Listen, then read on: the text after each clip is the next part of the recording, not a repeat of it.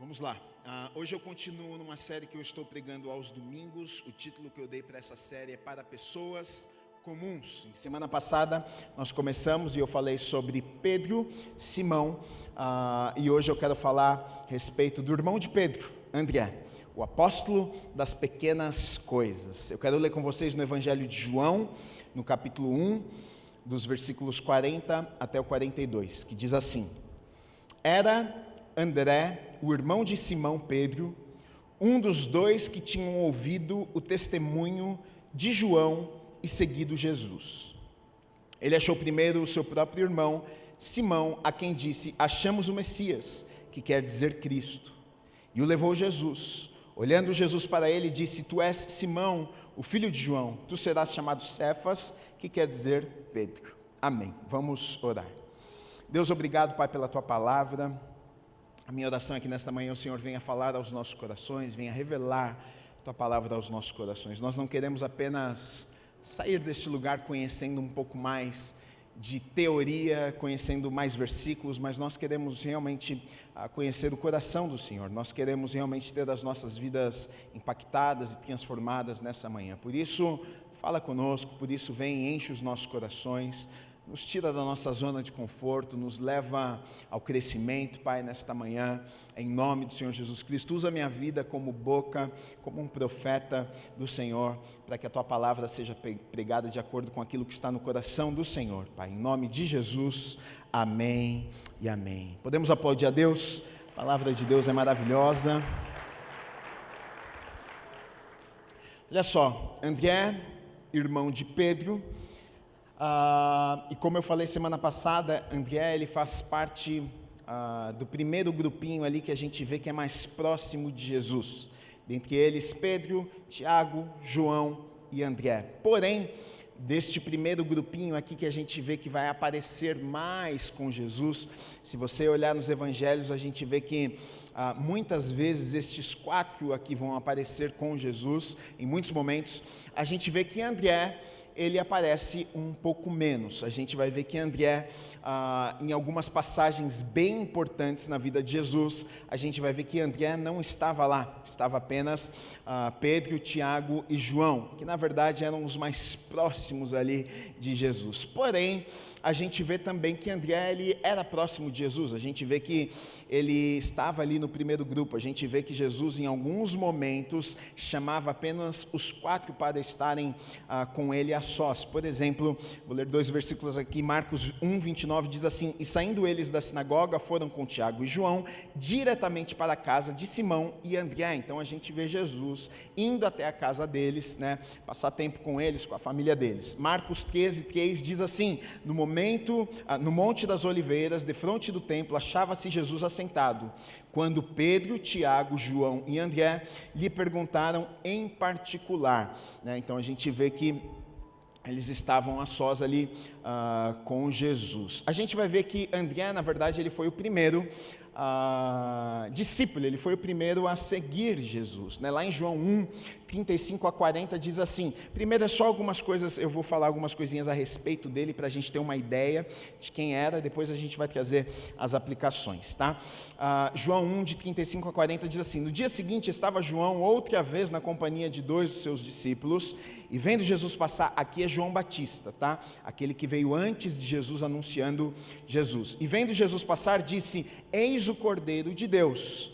Os 2 discípulos, ouvindo dizer isto, seguiram Jesus. E Jesus, voltando-se e vendo que o seguiam, disse-lhes: Que buscais? Disseram-lhe: Rabi, que quer dizer mestre, onde assistes? Respondeu-lhes: Vinde e vede. Foram, pois, e viram onde Jesus estava morando, e ficaram com ele aquele dia, sendo mais ou menos a hora 10ª.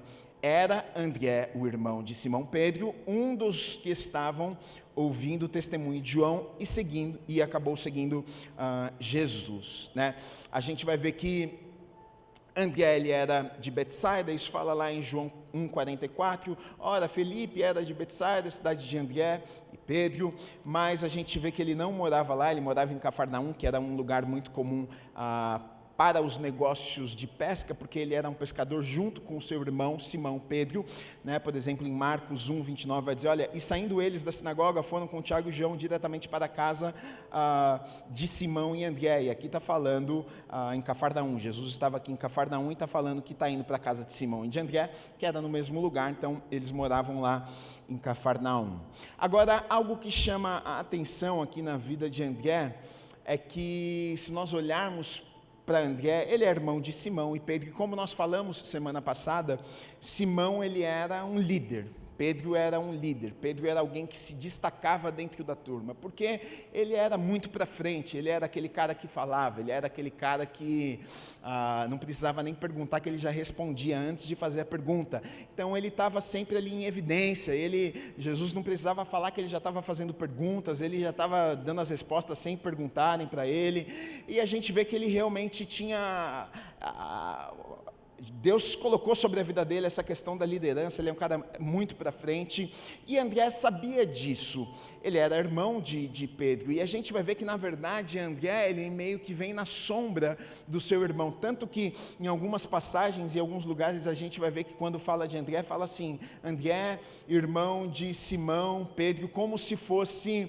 para validar quem André era, para você ver, tipo assim, o irmão do fulano de tal, que era o mais conhecido, que as pessoas talvez conhecessem mais, que era o líder, que talvez chamava mais atenção. Então a gente vê André meio que na sombra do irmão, né?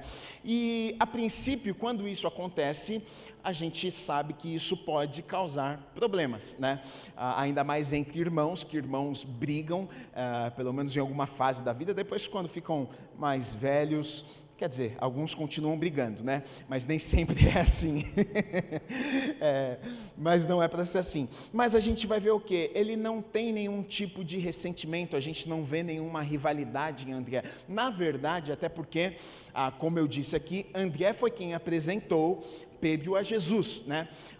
André estava lá seguindo João Batista, foi um discípulo de João Batista, e aí João Batista diz, eis o Cordeiro de Deus, e anuncia o Messias, e aí André deixa João Batista e vai seguir Jesus, e aí ele vê que Jesus é do Messias, e aí ele vai contar para o seu irmão, ele vai contar para Pedro e fala, olha, eu encontrei o Messias, vamos lá ver o Messias. Agora eu penso que se André já sabia que o irmão dele era aquele tipo de cara que iria tomar a frente, e ele se importasse com isso, ele não iria contar para o irmão, ele ia ficar quietinho, deixa o irmão de fora, eu vou seguir Jesus, porque se eu convidar meu irmão, eu sei que meu irmão vai chegar lá, Jesus vai gostar mais do meu irmão, porque meu irmão já chega, já faz brincadeira, conta uma piada, já vai conquistar o coração de Jesus, e eu vou ficar lá no cantinho, e não vou ter moral com o mestre, né? Mas a gente não vê isso em André, a gente vê ele apresentando, ele dizendo, olha, eu encontrei o Messias, vamos lá, você precisa ver, ele é o Cristo, né? Então a gente não vê esse tipo de comportamento, através destes comportamentos, a gente vai descobrindo o coração de André, a gente vai vendo o caráter, a gente vai vendo aquilo que está dentro do seu coração, né? São nas pequenas escolhas, são nas pequenas decisões, são em pequenos atos, são em algumas palavras, muitas vezes, que nós vamos colocando para fora o nosso coração, nós vamos mostrando quem nós somos de verdade, né? Então, através de alguns comportamentos aqui de André, a gente vai vendo quem ele era, né? Ele era um cara que não se importava em ser o segundo, ele era um cara que não tinha problema em ter alguém que era maior que ele não tinha problema em ter alguém que era mais importante que ele, e nos dias que nós vivemos é algo extremamente difícil, no mundo que nós vivemos as pessoas querem ser a estrela do time, as pessoas querem ser o número 1, né? Quer ser a bola da vez, quer ser o mais importante, quer ser o mais relevante, quer ser o mais conhecido, quer ser o mais poderoso, quer ser o que tem mais dinheiro, mais coisas. A gente vive num mundo onde é uma disputa louca, as pessoas sempre querem, às vezes não é nem que você quer ter, mas você quer ter mais do que o outro, não é nem que você quer chegar, mas você quer um pouco mais longe do que aquela pessoa que está do seu lado, é essa disputa, mas a gente não vê isso na vida de André, né? Uma vez perguntaram a um, como é que é aquele cara que rege a orquestra? Maestro, perguntaram para um maestro qual era o instrumento mais difícil de ser tocado numa orquestra. qual que era o instrumento mais difícil? Ele falou assim, olha, o instrumento mais difícil de ser tocado é o segundo violino. E aí a pessoa falou assim, mas o segundo violino tem aqueles instrumentos tão difíceis? Ele falou, sim, é o segundo violino, porque todos querem ser o violino número 1. Então, o instrumento mais difícil de ser tocado numa orquestra é o violino número 2, porque todo mundo quer ser o primeiro, né? E é uma realidade, é uma verdade. Muitas pessoas não querem saber de não ser a mais importante, não querem estar naquela posição que ela não apareça muito. As pessoas buscam muitas vezes viver por aparência, aparecer mais, mas a gente não vê isso na vida de André, né? O nome André, o significado do nome André, a palavra é varonil, né? E na verdade parece ser uma descrição bem apropriada para o seu nome. Varonil, o significado diz que pertence ou é próprio do homem, de varão, viril.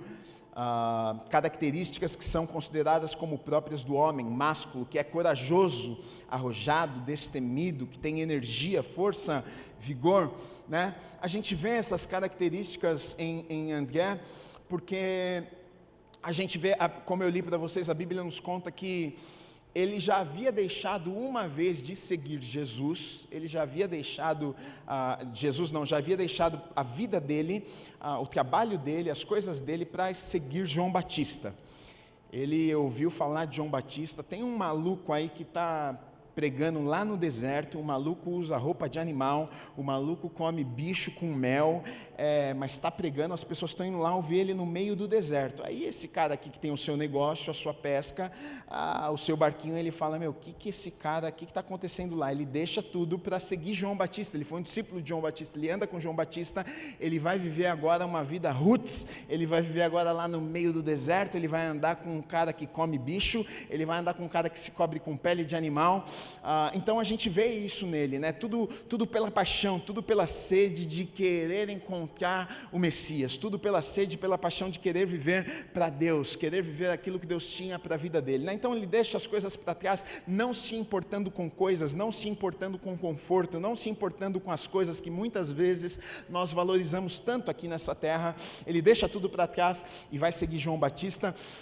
Quando João Batista anuncia, está ali o Messias, o Cordeiro de Deus, aí o que é que André faz mais uma vez? Ele não tem problema de mudar de vida, não tem problema de mudar de rotina, ele não está apegado às coisas.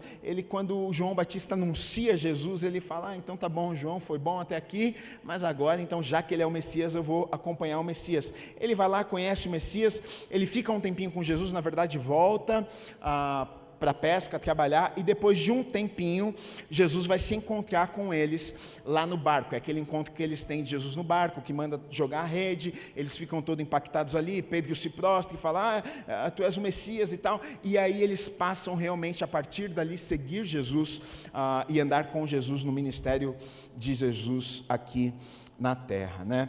Tem alguns pontos na vida de André que me chamam bastante atenção, e eu queria falar sobre estes pontos aqui com vocês nessa manhã, né? Eu vejo através de algumas passagens, alguns versículos. André, na verdade, fala muito pouco de André. Tem poucos versículos que eu fiquei caçando, procurando tudo que tinha de André, li tudo que tinha de André, e são poucas coisas que tem a respeito de André, mas o pouco que tem a gente pode ver algumas características de o caráter dele e aprender algumas coisas, né? Primeira coisa que eu coloquei aqui é que ele era um evangelista, ele era alguém que conectava as pessoas a Deus, ele era alguém que conectava as pessoas a Jesus. Tanto que o seu próprio irmão, a gente vê que ele poderia simplesmente ter encontrado o Messias e falado, encontrei algo bom para mim, eu vou viver este algo bom, mas ele não faz isso. Ele encontrou algo tão bom que ele diz, não, isso é bom demais, eu preciso compartilhar isso com alguém. Imagina, quem é a pessoa que eu mais amo? Meu irmão trabalha comigo, vive comigo, é sangue do meu sangue, eu preciso contar isso para o meu irmão. Então a gente vê que ele tem um encontro com Jesus e já logo depois sai para evangelizar. Ele já vai lá contar para o irmão, ele já vai falar, cara, encontrei o Messias, encontrei alguém que você precisa conhecer também, né? E aí, através disso, Pedro vai conhecer Jesus, Pedro vai se encontrar com o Messias. Tem uma outra passagem também em João 12, de 20 a 22, que diz assim, ora, entre os que subiram para adorar durante a festa, havia alguns gregos. Estes, pois, se dirigiram a Filipe, que era de Betsaida da Galileia, e lhe rogaram: Senhor, queremos ver Jesus. Filipe foi dizê-lo a André. Foi falar para André. E André e Filipe o comunicaram a Jesus. Então, olha só, tinha alguns gregos, aí os gregos chegaram para Filipe e falaram assim: a gente quer conhecer Jesus. Aí Filipe foi lá em André. Por que ele foi em André? Por que ele não foi direto em Jesus? André era o cara da ponte. André era o cara que fazia a ponte entre as pessoas e Jesus. André era o cara que pegava, e a gente vai ver outras passagens que isso acontece também. Ele tinha essa liberdade até com o Senhor de chegar e falar: não, pode vir aqui, ele vai receber vocês. Vem cá, Senhor, olha aqui, tem os gregos. Até porque, por que será que Filipe não fez isso? Por que será que Filipe foi falar com André?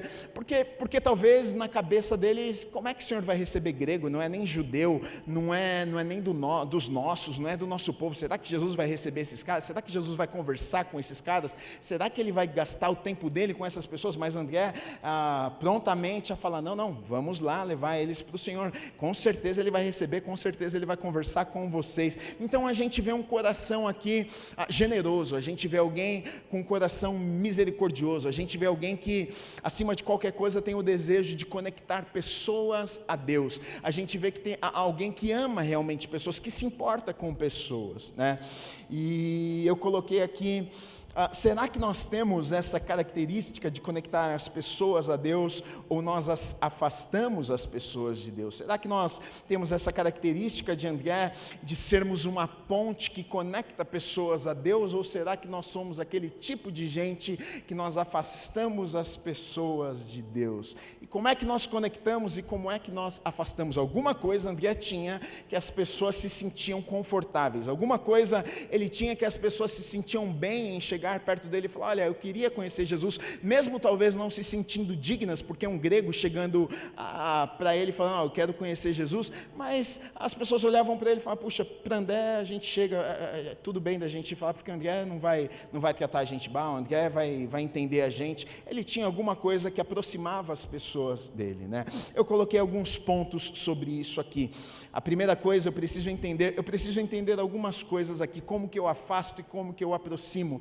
E aqui são coisas extremamente práticas nas nossas vidas, no dia a dia, que eu vejo, na verdade, na nossa convivência, na igreja. Muitas vezes nós afastando pessoas de nós, e não apenas de nós, mas da presença de Deus. E muitas vezes, se nós fizermos o contrário, eu entendo e vejo que nós temos a capacidade de aproximar as pessoas de Deus com algumas atitudes e comportamento que nós temos, né? A primeira coisa que eu coloquei: eu preciso saber e eu preciso entender, eu sou pecador.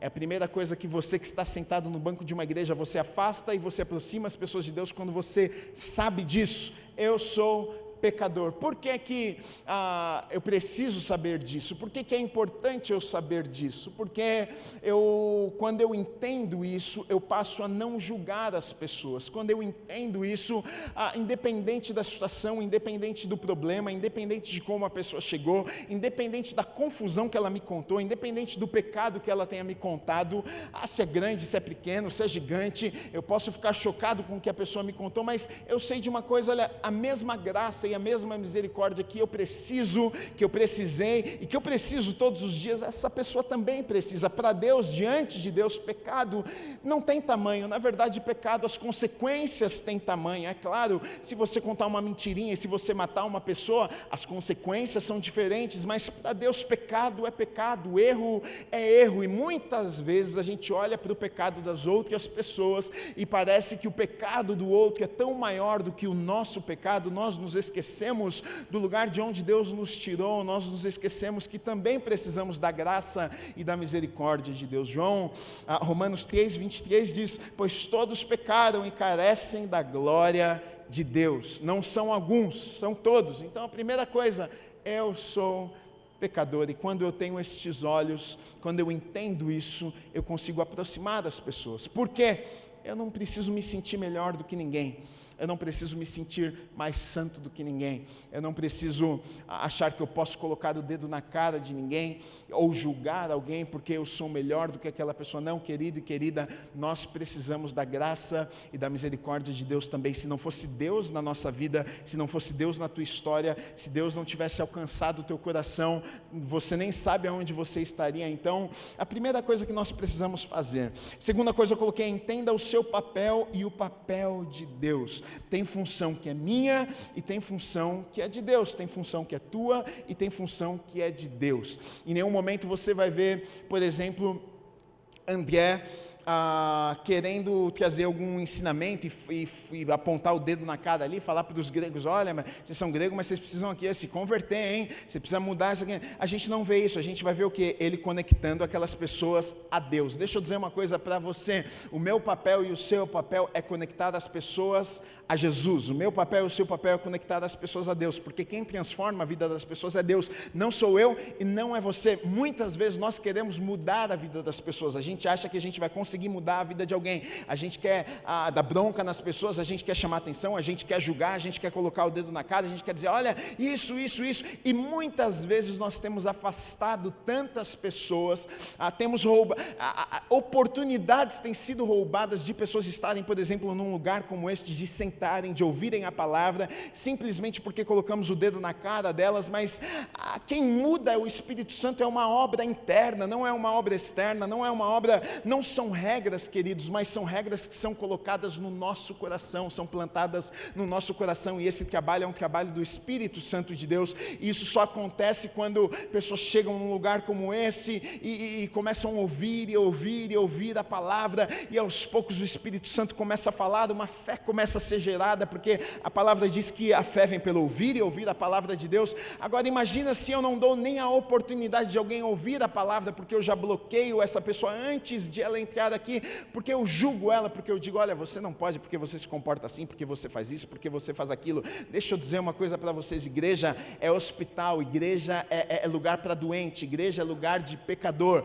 Mas eu faço isso na minha vida, é muito terrível. Bem-vindo, você está no lugar certo, aqui é lugar de restauração, aqui é lugar de mudança. Mas Gui, e a pessoa que está há 10 anos na igreja e não muda? O problema é dela, não é meu e nem seu. Quem vai deixar de viver aquilo que Deus tem para a vida dela é ela, não é você.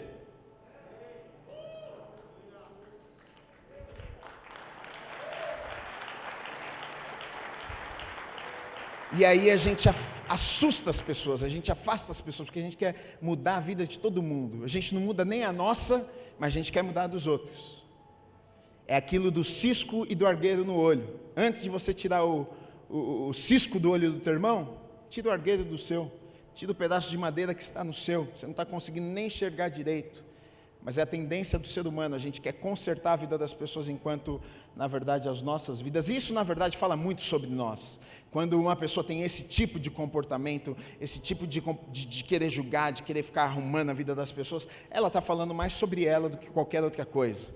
Ela está julgando, ela está colocando, na verdade, ela que precisa de mudança e transformação nas nossas vidas. Qual que é o nosso papel? Qual que é a nossa função? Queridos, o meu papel, o seu papel como igreja: nós amamos, nós servimos, nós abraçamos, nós somos, nós pregamos a verdade. Eu não estou falando aqui que a gente passa a mão na cabeça do pecado, eu não estou falando aqui que a gente passa a mão na cabeça do erro, e a gente consente com o pecado. Não, nós odiamos o pecado, mas amamos o pecador. A gente prega contra o pecado, a gente fala o que é certo, o que é errado, mas se a pessoa não quiser viver o certo, a gente vai continuar amando, a gente vai continuar abraçando, a gente vai continuar recebendo.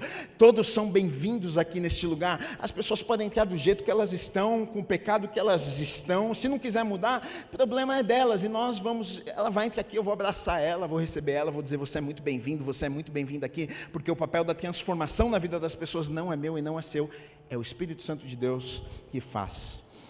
Seja de verdade, seja de verdade. Eu acho que uma das piores coisas em nosso meio é que muitas vezes não somos de verdade. A hipocrisia muitas vezes toma conta. Eu acho que porque a gente começa a vir à igreja, a gente começa a ouvir a verdade começa a nos confrontar, e aí nos tira da nossa zona de conforto. Aí a gente já fala: puxa, isso é errado, isso não é, eu sei que eu tinha que fazer assim, eu sei que não. Então a gente começa a ficar envergonhado. Se eu sei que eu tenho que fazer e não faço, eu acho que eu pisei na bola. E aí a gente começa a ficar tímido diante das pessoas, porque antes você não sabia, antes estava tudo certo. Quem está lá fora, no mundo, o cara faz tudo errado, não está nem aí mesmo. Ele não está dando bola para ninguém. Agora, quando você já está dentro, que você está ouvindo, as pessoas estão vendo que você está aprendendo, crescendo, então muitas vezes aí começa a hipocrisia, você começa a fingir que é alguém que você não é, né? Você chega na igreja e você é um abençoado e uma abençoada, levanta a mão, chora, dá glória a Deus, grita, sapateia e sai da porta da igreja, você é uma outra pessoa, né? Uma vez, uma mulher falou para o pastor se a igreja tinha apartamentos disponíveis, e aí o pastor falou assim, não entendi, querida, mas por quê? Ela falou, não, pastor, porque se tiver, eu queria mudar para cá, porque na igreja o meu marido é outra pessoa, quando sai daqui ele muda, então eu queria, se tiver um apartamento para alugar aqui, eu vou alugar aqui na igreja, morar aqui com ele. E muitas vezes nós somos assim, e isso afasta e assusta as pessoas. Tem uma parábola, a parábola do fariseu e do publicano, né?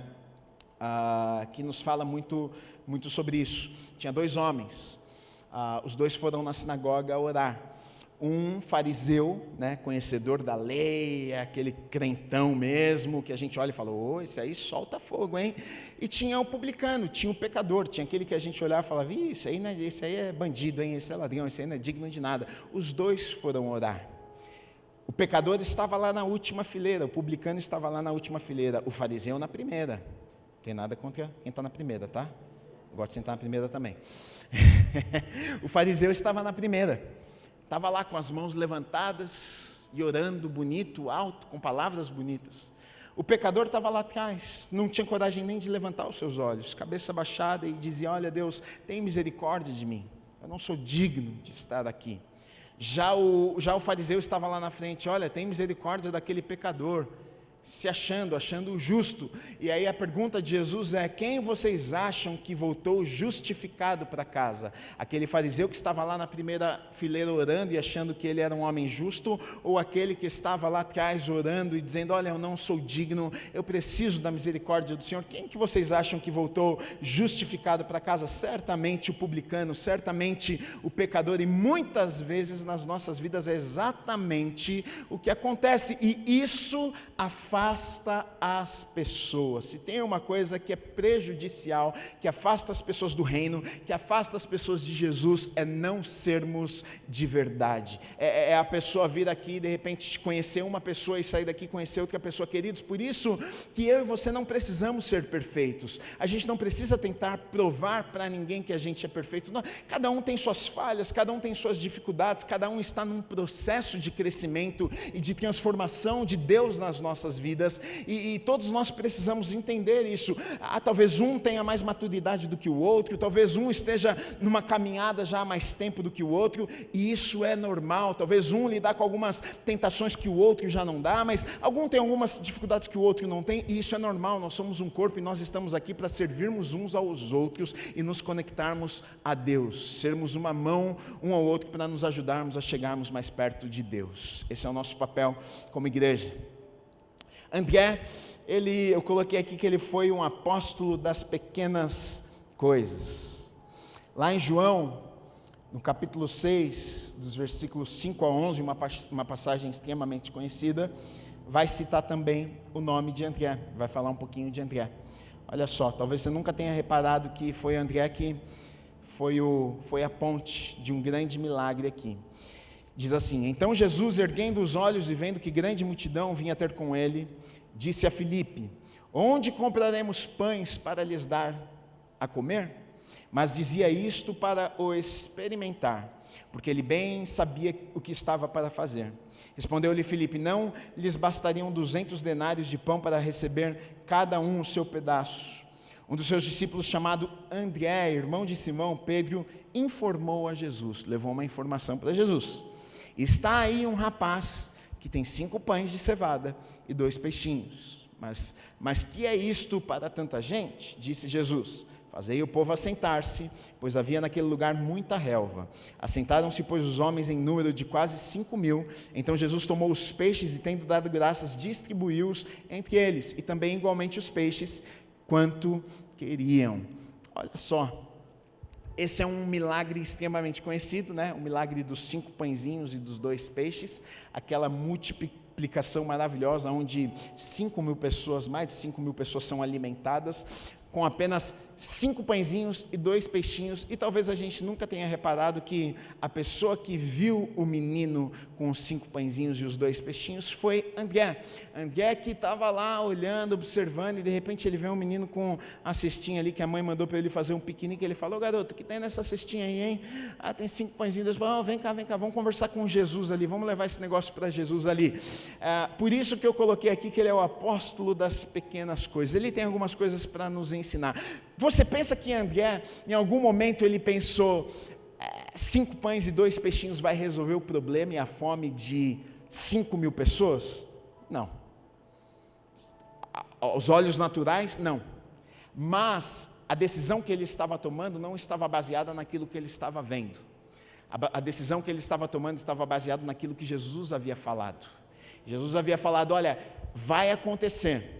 Essas pessoas, porque eles estavam planejando e falando: vamos dispensar essas pessoas, vamos mandar elas embora para casa. E Jesus fala: não, manda todo mundo se assentar, pode ficar tranquilo que eles vão comer. E uns começam a falar: mas nem com o dinheiro todo que a gente tem não daria para comprar comida para esse povo, como é que vai fazer? E aí André olha e vê um menininho com 5 pãezinhos e 2 peixinhos. Ele pensou: não, tá tranquilo, vamos alimentar 5.000 pessoas. Não, com certeza ele olhou e falou: isso aqui é impossível. Mas o homem falou o seguinte, falou que nós vamos alimentar, então está aqui uma oportunidade, eu vou levar e vou apresentar para ele, e vou falar: mestre, isso aqui é o que temos nas mãos. Então, com essa atitude, com esse episódio aqui, André me ensina e te ensina também algumas coisas. Número 1, quando ouvir uma palavra de Deus, acredite. Quando eu e você, quando ouvirmos uma palavra de Deus, ouse acreditar naquilo que Deus falou comigo e com você. André, ele podia ter olhado para a dificuldade, ele podia ter olhado para a impossibilidade, ele podia ter olhado para os 5 pães e para os 2 peixinhos e pensado: o que é 5 pães e 2 peixinhos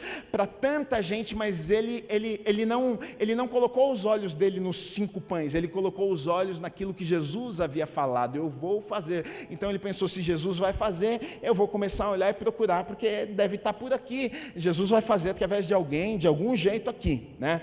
Aí, ao acreditar, faça alguma coisa, não só acredite. Por isso que a Bíblia vai dizer que a fé sem obras é morta. A fé nos leva a dar passos, a fé nos leva a mover os nossos pés. Tem pessoas que dizem: não, eu acredito, Deus falou comigo, tá? O que você tem feito com aquilo que você acredita?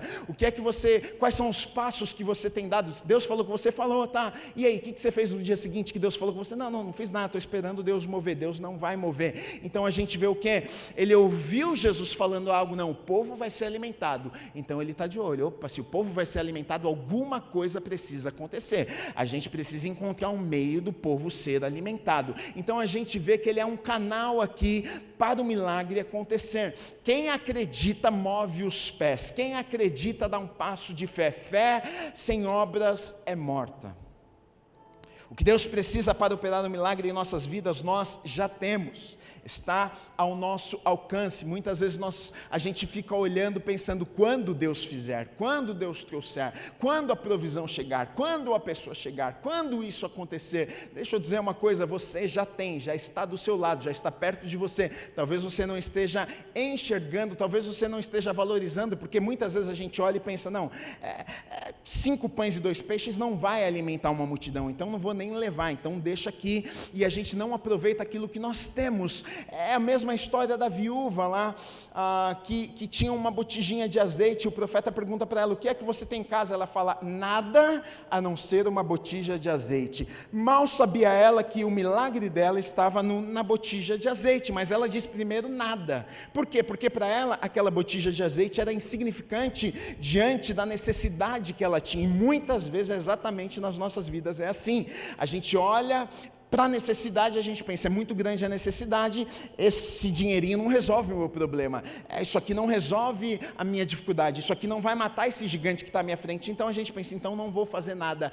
Acredite, pegue aquele pouquinho que você tem, pegue o que você tem na sua vida, pegue o que você tem nas suas mãos. Sabe por quê, queridos? Deus não precisa de muito para operar um milagre. Deus não precisa de muito para fazer coisas sobrenaturais nas nossas vidas. Ele precisa de tudo que nós temos, é só isso que Ele precisa. precisa, talvez seja muito pouquinho, não tem problema, mas se for o seu tudo, sabe por quê? Quando nós fazemos isso, nós estamos dizendo para Deus: Deus, eu confio no Senhor. Nós estamos dizendo para Deus através das nossas atitudes: Deus, eu sei que se o Senhor falou, o Senhor vai fazer, então eu já estou movendo os meus pés, eu já estou dando passos de fé, porque eu sei que o Senhor vai vir com a provisão, eu sei que o Senhor vai fazer alguma coisa no meio do caminho. Mesmo que seja pouco, leve a Jesus. Se Ele te deu uma palavra, a responsabilidade de cumprir isso na sua vida é dele, não é sua. Sai um peso de mim e de você. Foi Ele que falou para você, não fui eu. Eu na minha vida muitas vezes falava assim: mas Deus, como é que vai fazer? Eu sentia Deus falando: mas sou eu que vou fazer. A gente fica pensando: mas eu não sou bom. Você não é bom mesmo, mas é Deus que vai fazer na sua vida. Mas eu não tenho capacidade. Você não tem mesmo, mas é Deus que vai fazer na sua vida. Eu só preciso acreditar, eu só preciso dar passos, eu só preciso ir em frente, eu só preciso... O que acontece? Quando eu dou passos, quando eu faço alguma coisa, sabe o que eu estou dizendo? Eu acredito no Senhor, porque quem acredita faz. É muito fácil falar que você acredita e não fazer nada. Você acredita mesmo? Não, Deus, eu acredito, hein? O Senhor me deu uma palavra, eu estou firme nessa palavra. Será que você acredita? Porque se você acreditasse, você teria feito alguma coisa. Às vezes a gente pensa que a gente acredita, às vezes a gente pensa que a gente confia, mas será que nós confiamos e será que a gente acredita? Com essas duas características de André, podemos ver que ele era um cara que valorizava na vida as coisas que realmente têm valor, as coisas que têm valor. Ele não era... A gente não vai ver André, por exemplo, pregando para multidões. A gente não vai ver através da vida de André, a gente não vai ver André orando por enfermos e enfermos sendo curados. A gente não vai ver o cego vendo. A gente não vê isso no ministério de André. Pelo menos na Bíblia, a Bíblia não conta isso. Talvez tenha acontecido, mas nós não sabemos disso. A gente não vê isso aqui. Ele era um cara que... Ele não tinha dificuldade em ser o segundo, ele amava servir. E no reino de Deus, queridos, o maior é aquele que serve. Ele era aquele cara que valorizava, que realmente tem valor. Ele talvez não se importava com multidões, mas ele se importava com alguém. Ele não precisava estar na frente de muitas pessoas, mas ele olhava no olho de alguém e falava: olha, eu vou te apresentar Jesus. Muitas vezes nós somos o contrário disso, né? A gente não dá valor às coisas que mais têm valor nas nossas vidas. Nós queremos chegar lá a todo custo e a gente passa por cima de pessoas e princípios, e aqui a gente vê um cara que não viveu desta forma, né? Ele foi um homem de fé também. A gente vê que ele dá passos de fé, ele faz algumas coisas que ele nos mostra que ele foi um homem de fé. Agora, sabe o que é mais, o que é legal e muito interessante? Que a gente vê que nem todos são iguais. A gente vai ver que Pedro foi um homem que se levantou e pregou com ousadia. Pedro foi um homem que sua sombra, a Bíblia conta que passava e pessoas eram curadas. A gente vê um homem que foi um pilar na igreja primitiva, um grande líder, mas deixa eu dizer uma coisa, Pedro só foi quem ele era por causa de André. Se André não tivesse apresentado Pedro para o Messias, quem seria Pedro? Então, muitas vezes a gente pensa: André não tem importância. A gente muitas vezes valoriza apenas o serviço, a gente valoriza apenas o dom, a gente valoriza muitas vezes apenas o que Deus colocou na vida de uma outra pessoa, porque a gente pensa: isso aqui é menos importante, isso aqui é menos relevante. Você sente que Deus quer te usar num lugar que as pessoas não vão te ver, que talvez não seja tão valorizado pelas pessoas, e você vai dizer: puxa, então não é importante, o mais legal é ser o Pedro. Mas olha só, Deus quer usar a minha vida, Deus quer usar a sua vida, Deus tem coisas diferentes e não é menos importante, um não é menos importante do que o outro. Pedro não teria feito tudo o que ele fez se André não tivesse apresentado ele para Jesus. Então, eu vim nessa manhã para te dizer isso, sabe, você é importante, Deus criou você com um propósito, Ele sonhou com você. Não se sinta menos importante, não se sinta... Algumas vezes a gente olha e a gente pensa, puxa, eu acho que Deus gostou mais daquele do que de mim. Não, você nasceu com um propósito de Deus na sua vida. Talvez você não seja um Pedro, e não queira ser um Pedro se Deus não te chamou para ser Pedro. Entenda que você vai ser uma bênção sendo André. Entenda que talvez você seja uma bênção e vai impactar, talvez você não vai impactar multidões, mas talvez você vai impactar a vida de uma pessoa, e essa uma pessoa vai impactar a vida de uma multidão. Então não desvalorize aquilo que Deus colocou sobre a tua vida. Deus usa as nossas vidas de maneira diferentes, Deus tem coisas diferentes para as nossas vidas. Então entenda isso, aceite isso, e entenda que Deus tem o melhor preparado para a sua vida. Valorize aquilo que Deus colocou sobre você. Você é único, Deus sonhou com você e Ele quer usar a sua vida em nome de Jesus. Você recebe essa palavra nessa manhã? Aplauda o Senhor, pode ficar de pé.